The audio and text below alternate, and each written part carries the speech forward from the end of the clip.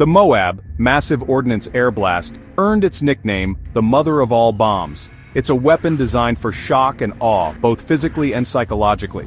Imagine a bomb the size of a school bus weighing over 21,000 pounds. Packed with nearly 19,000 pounds of H6 explosive, it's too heavy for a regular bomber. Instead, it's pushed out the back of a massive MC-130 cargo plane. Guided by GPS, it detonates just above the ground, unleashing a colossal shockwave. The blast flattens buildings, crushes surface targets, and most importantly, collapses tunnels and caves deep underground. The pressure wave travels through earth and rock, destroying underground hideouts that other bombs can't touch. Anyone inside those tunnels faces a deadly, lung-crushing force. But the MOAB's impact isn't just physical.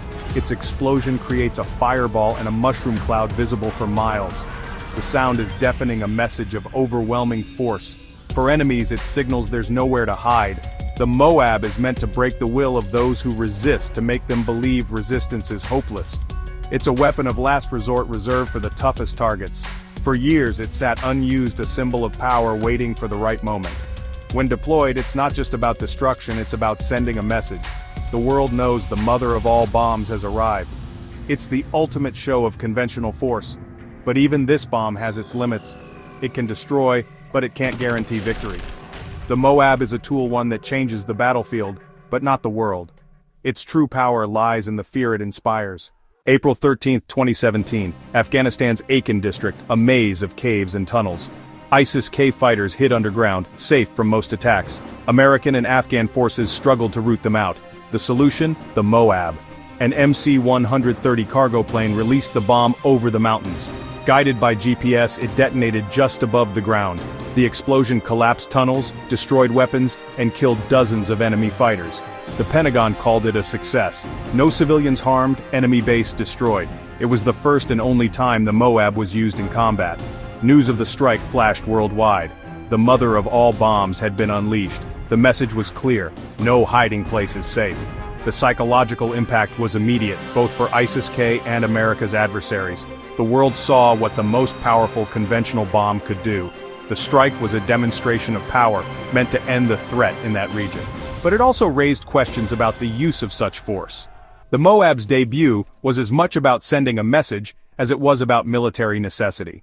It marked a new chapter in modern warfare. The world took notice. The MOAB is the most powerful non-nuclear bomb ever used.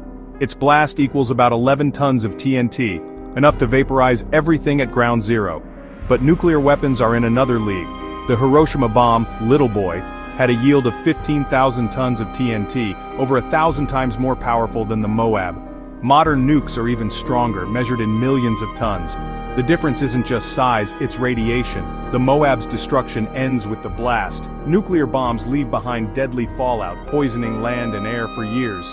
The MOAB destroys targets. Nukes can erase cities and make them uninhabitable for generations. The MOAB is the peak of conventional weaponry, but it lives in the shadow of nuclear arms. Using the MOAB is a major act of war. Using a nuclear weapon would change the world forever. The line between them is critical. One is a terrifying show of force, the other, a global catastrophe. The power of the atom remains the ultimate threat. The MOAB's use sparked global debate. Some saw it as necessary, others feared escalation. When the biggest bomb is used, what comes next? There were concerns about civilian risk. Even in remote areas, mistakes can be deadly. Human rights groups questioned the wisdom of such overwhelming force. The bomb sent a message of strength, but also raised fears of an arms race. Was it a show of resolve or a sign of relying on brute force? The MOAB is a tool of war and a tool of diplomacy. It shows the limits of what weapons can achieve. A bomb can destroy, but it can't build peace. The real challenge is finding solutions beyond shock and awe. The future depends on choosing peace over power. The story of the MOAB is a reminder: our greatest strength may lie in restraint.